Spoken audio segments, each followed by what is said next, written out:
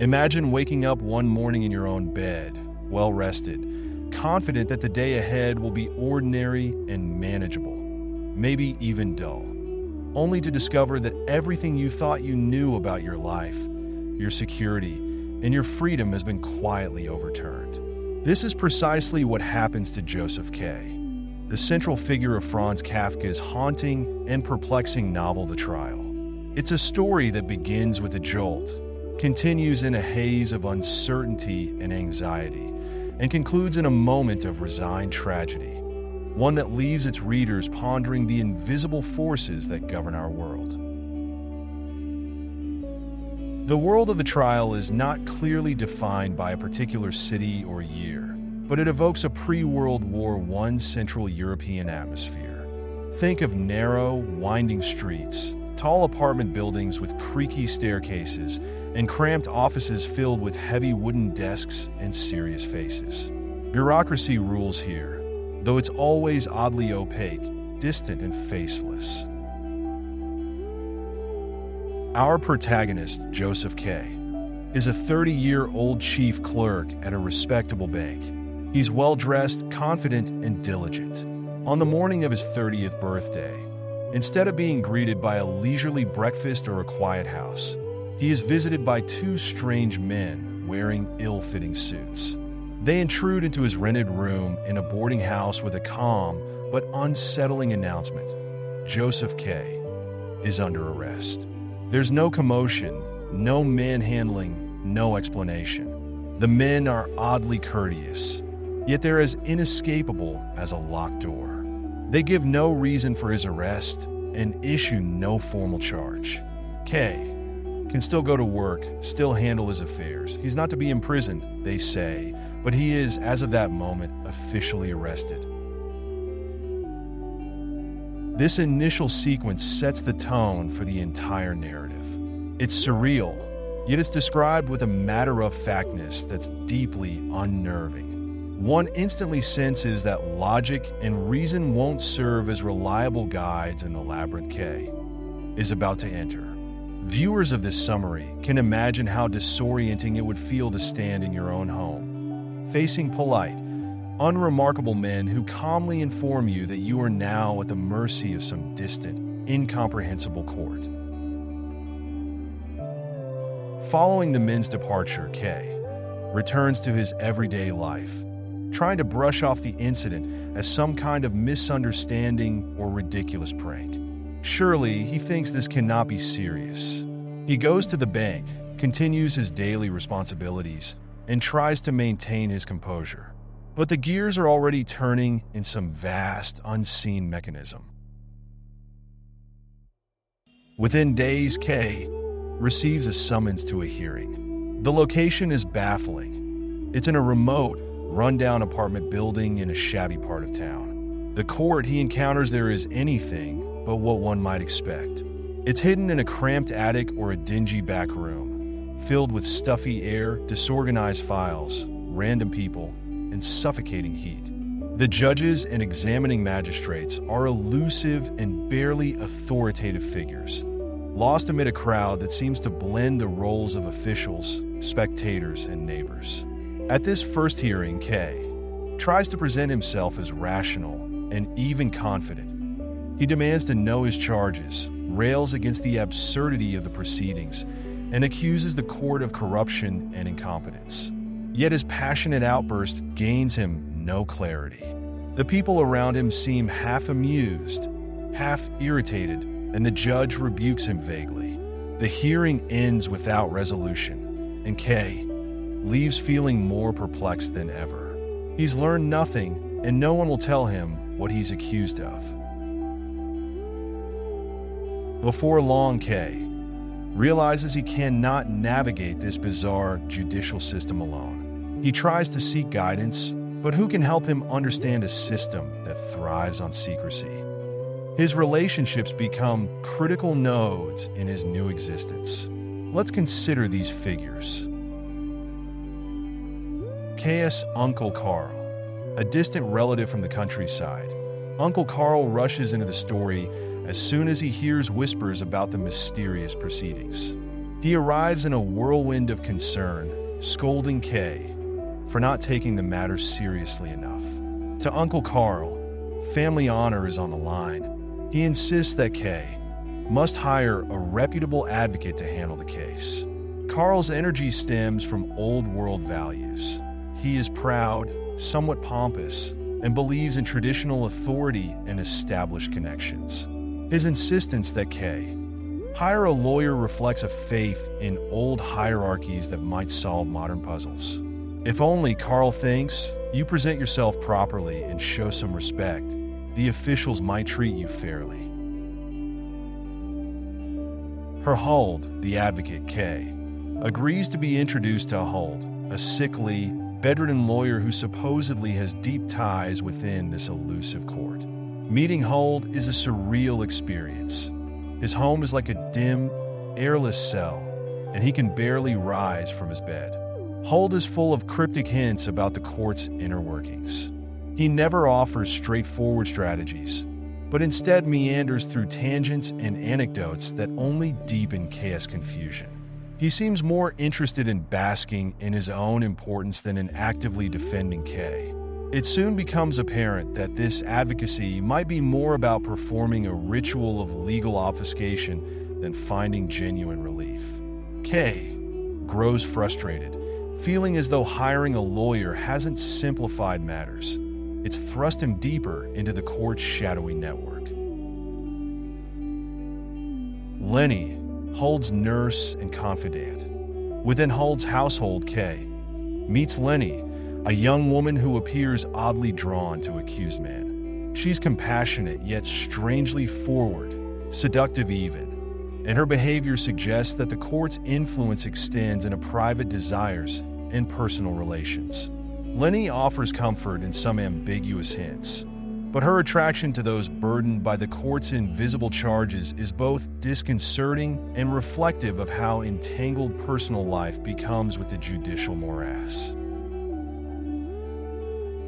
The washerwoman in the law court tenement. During one of K's visits to the court's attic offices, he encounters a washerwoman, the wife of a court official, who becomes an object of desire and contention. Men of the court and other accused men vie for her attention. She represents a kind of sexualized distraction within this suffocating system.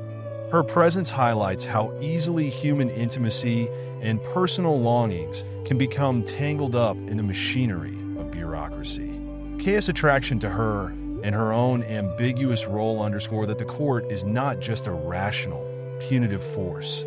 It's also a chaotic swirl of human impulses, temptations, and vulnerabilities. The endless corridor of intermediaries block the tradesman and the examining magistrate. K is soon introduced to another accused man, Block, a merchant who has spent years entangled in the system. Block is a broken figure. He's humble, fearful, and has essentially become the advocate's obedient lapdog. He sleeps in Hold's apartment, waiting for news, for scraps of hope. Block's spirit is eroded by the endless uncertainty of his case. Through him, K glimpses his own potential fate if he cannot secure clarity or progress. Block's life has narrowed to a single anxious point of waiting. He's been reduced, spiritually and mentally, to something less than fully human. This contrast rattles K deeply. He sees what could happen if he surrenders to the court's logic, allowing it to dominate every facet of his being. The examining magistrates and minor officials that K occasionally meets offer no relief. Each is mired in a system they seem not to fully understand themselves.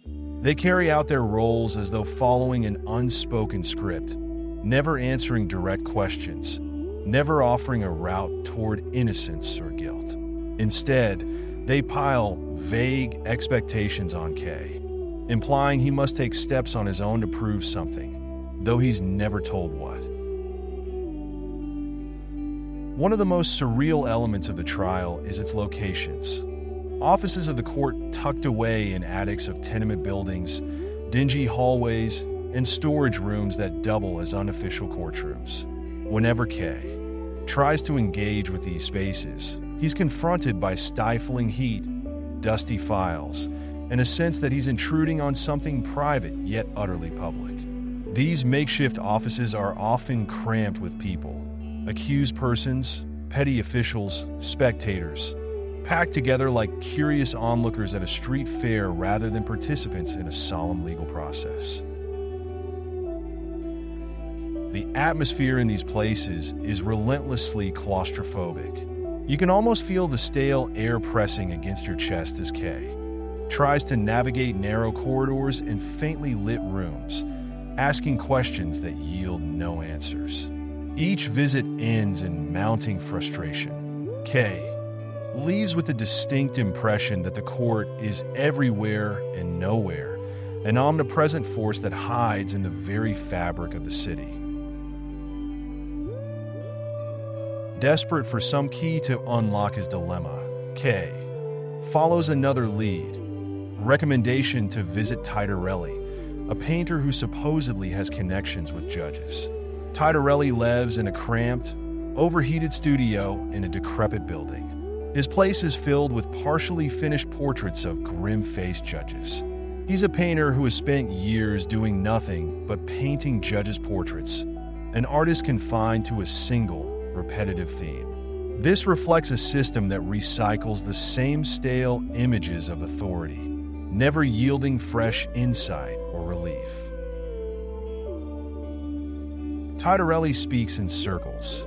He tells K about the three possible acquittals: actual acquittal, which never truly happens; apparent acquittal, a temporary reprieve where you might be arrested again at any time; and protraction, a deliberate slowing down of the proceedings, which only stretches the agony.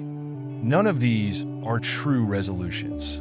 They are strategies of postponement at best.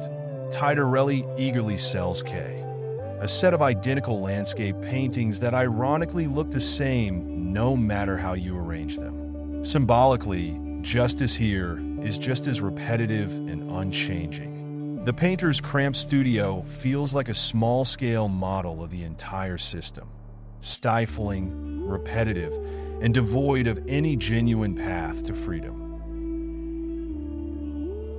Throughout this process, K's inner life changes. He began as a self-assured young professional, confident in a rational order of the world. Gradually, as every attempt to defend himself fails and every confrontation leads to more confusion, his composure erodes. He becomes irritable, suspicious, and easily frustrated. His job performance suffers as his attention drifts to the question of his guilt and innocence. Previously, K was proud and maybe even a bit arrogant, but now he's plagued by self-doubt. He never learns what crime he's accused of, and in that vacuum, guilt starts to feel like an inherent state. Is he guilty simply because the court says so?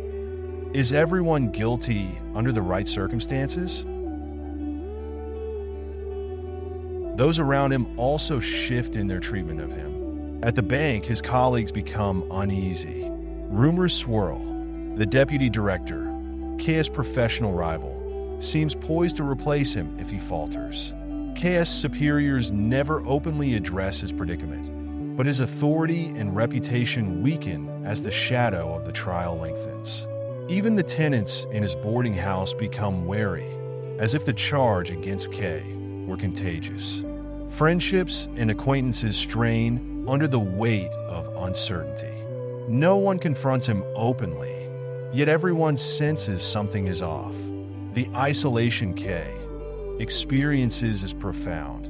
He's like a man shouting into a void, heard by none and understood by no one. One of the novel's most mesmerizing and thematically loaded moments occurs when K is summoned, not to a court or an office, but to a cathedral. The cathedral's vast, echoing interior feels ancient and stern. K has arranged to meet an important Italian client there, but the client never appears. Instead, as K wanders inside the dark and empty cathedral, a priest, the prison chaplain, calls out to him from a high pulpit. This priest reveals himself as a chaplain of the court, and the conversation that follows is loaded with allegorical significance.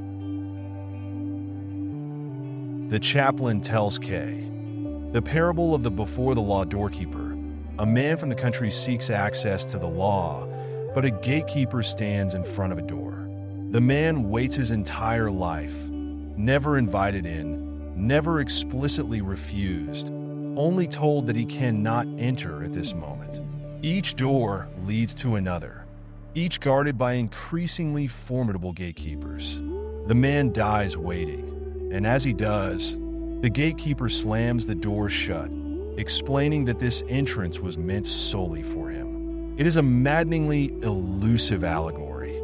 Its message suggests that understanding or accessing the law, or justice, or truth, is a personal struggle, one doomed to failure if approached incorrectly or too obediently. The man never tried to go beyond the gatekeeper. He never understood the interplay between authority and obedience. He waited meekly for permission that would never come. Hearing this parable leaves K shaken. The priest, as part of the court, also refuses to clarify whether K's arrest is just or unjust. Instead, he encourages K to see that the court, the law, is a realm separate from human logic, impervious to reasoned argument. This encounter, echoing in the candlelit gloom of the cathedral, is a spiritual and existential crisis. It suggests that the court may be a metaphor for divine judgment, human conscience, or the incomprehensible structures of society. Here, Kafka's themes shine. The trial is not just a bureaucratic nightmare. It's a mirror that reflects humanity's struggle for meaning and fairness in a universe that offers no easy answers. By this point, K has lost faith in traditional solutions. He dismisses his advocate, feeling he's only delaying the inevitable. He tries to handle the matter himself, to take charge of his destiny. Yet every step leads him back into a maze of confusion. He can't find a way to influence the court's decision. Court offices remain hidden, judges remain anonymous, and no one provides a clear procedure for proving innocence. Over time, K seems almost to forget about his day-to-day life. The trial overshadows everything. He's exhausted, worn down by the perpetual strain of an absurd fight he cannot win. His prideful, rebellious energy from the early days fades into passive bewilderment. There's a tragic sense of inevitability. The court never needed to hurry. Its power lay in waiting, letting K entangle himself in doubt and futility. The end comes suddenly and quietly. On the eve of his 31st birthday, exactly 1 year after his strange arrest, two men in suits appear at K's boarding house. They arrive without fanfare, just as the first men did. There's no formal verdict, no triumphant moment of revelation. These two men lead him through deserted streets in the dark of night. No one stops them, no one questions their intentions. The silence of the sleeping city amplifies the dread. They take K to a deserted quarry or clearing on the outskirts of town. By the light of a waning moon, they produce a large butcher's knife. They place it into K's hands as if giving him a choice, but he does nothing with it. Perhaps he's too stunned, too resigned. The men position him, and one of them plunges the knife into K's heart. Before he dies, K utters a phrase that echoes with bitterness and despair, something along the lines of being killed like a dog. There is no heroic stand, no clarity at the last moment, no last-minute pardon. The court's judgment, whatever it was, has been carried out. K dies never knowing his crime, never understanding the system that condemned him. Josef K never transforms into a hero. He starts as a stable, confident man who believes in reason and ends as a bewildered victim of a faceless system. This trajectory underlines Kafka's central idea. Modern life can subject individuals to forces beyond their comprehension, turning them from agents into objects. He becomes smaller and more helpless as the trial progresses, losing control over his narrative and his fate. Secondary characters each illustrate aspects of this bewildering world. Uncle Carl represents the old order's faith in personal connections and established rules, which proves useless. The advocate Hull personifies the empty ritual of a legal profession that has lost its way, obsessed with procedure rather than justice. Lenny shows how personal desires become tangled in the court's web. Block, the merchant, is a cautionary image of what happens to a person who surrenders fully to the system. He becomes docile, fearful, and entirely dependent. Titorelli, the painter, reveals that even creativity and art cannot escape the court's influence. Everything bends and warps under its invisible laws. The trial is more than a narrative. It's a parable, a philosophical inquiry into the human condition. One of its core themes is the nature of guilt and innocence. Without ever knowing what he's accused of, K begins to feel inherently guilty. This suggests that guilt may not come solely from wrongdoing, but from our vulnerability to authority. In a world where rules are unclear and power is unaccountable, anyone can be made to feel guilty. Another theme is the oppressive machinery of bureaucracy, which here symbolizes not just government institutions, but any complex, unfeeling system that reduces individuals to case numbers and files. The court officials are cogs in a giant contraption that nobody fully understands. This resonates in our modern world, where one can feel helpless dealing with labyrinthine bureaucracies, be it legal systems, corporate hierarchies, or distant administrations. Kafka's court is an exaggerated version of real-world frustrations, reflecting the fear that logic and justice can be perverted into something inaccessible and arbitrary. There is also an underlying existentialist dimension. K's struggle mirrors humankind's search for meaning in a universe that offers no clear answers. The priest's parable in the cathedral scene is a key moment, suggesting that the law, or meaning, truth, God, interpret it as you will, remains forever behind a series of gates we cannot pass through.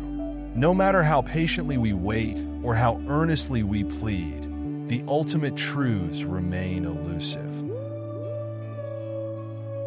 Kafka never situates us in a fantasy world. The streets, apartments, offices, and cathedrals are familiar enough to feel real. The clothes and manners of people suggest early 20th century Europe, a society on the brink of modernization, where old traditions clash with new uncertainties. This setting amplifies the dread. This could be our own world, only slightly skewed. It's not the presence of outright monsters or magic that makes it frightening, but the subtle distortions of normal life. Even the moment of arrest is matter-of-fact and civilized, as if terror and absurdity were the clothes of everyday routine. The atmosphere remains tense and claustrophobic throughout. Rooms feel airless and cramped. Streets feel deserted or labyrinthine. Offices are hidden in attics, reeking of stale air. These sensory details intensify the sense that K is caught in a trap, a web spun from ordinary materials like paper, dust, and wooden desks, rather than from overt menace. The familiar world is rendered uncanny, making the ordeal more unsettling and plausible. As readers and now viewers of this summary, we can't help but feel for K. We start off impressed by his confidence, then gradually share in his confusion and indignation. We want him to succeed, to break through the silence and find a way to clear his name. Yet each attempt is thwarted. Each door leads to another corridor. This continuous deferral of clarity generates anxiety and frustration. We become as exasperated as K himself. By the end, even if we question his initial arrogance or flaws, we feel sorrow for the way he is crushed by an implacable system. His final execution is as shocking as it is inevitable. In that moment, we might feel anger, despair, or quiet resignation. Emotions that mirror the complex cocktail of feelings that defines human encounters with unfathomable power. The trial endures as a literary masterpiece because it speaks to universal anxieties. Kafka wrote at a time when modern bureaucracies were growing in power and complexity, and when individuals began to sense that the world no longer operated on transparent principles. The novel's chilling vision of a court that never reveals its laws resonates with anyone who has felt lost in a system, be it legal, corporate, or societal, that seems to operate by inscrutable rules. Kafka's genius lies in capturing this helplessness and elevating it into a timeless parable. This novel can be viewed as a nightmare of modern life, a warning that if we do not insist on clarity, fairness, and accountability, we risk living in a world where justice is unattainable and life's meaning is shrouded in obscurity. Conversely, it can be read as a statement about the human condition itself, that some aspects of truth, guilt, and existence remain forever beyond our grasp. Either interpretation enriches our experience, forcing us to question what we take for granted about law, justice, and our place in the grand scheme of things. In the end, Josef K's fate is sealed not because he's proven guilty, but because he cannot decode the logic of those who judge him. The viewer of this summary might find it maddening that no charge is ever revealed. But that's the heart of the trial's power. Kafka shows us a world in which the search for meaning and justice is itself the punishment. It's a world where the mere fact of existing places you under suspicion, where everyone is on trial in some metaphysical sense, awaiting a verdict that may never come, or if it does, may remain incomprehensible. From K's unsettling arrest in the comfort of his home to his futile struggles through labyrinthine corridors of pseudo-courts, and from the desolate cathedral parable to his final, pitiful execution like a dog, the trial takes us on a journey that mirrors our deepest fears of being judged unfairly, misunderstood, and condemned for reasons we cannot comprehend. It's a cautionary tale and a universal fable, one that remains as potent today as when Kafka first wrote it. By immersing ourselves in K's fate, we confront our own insecurities about authority, morality, and the elusive nature of truth. In the silence that follows the final knife thrust, we're left pondering questions too large for any simple answer. Is the law a universal order we cannot fathom? Or is it a human invention gone mad? Is K an innocent man destroyed by senseless power, or a reflection of all of us, trapped in systems and routines that we do not fully understand? The trial ends as it begins, with a stark confrontation between an individual and a hidden mechanism of judgment. And in that disquieting confrontation, the trial secures its place as one of literature's most haunting and enduring stories.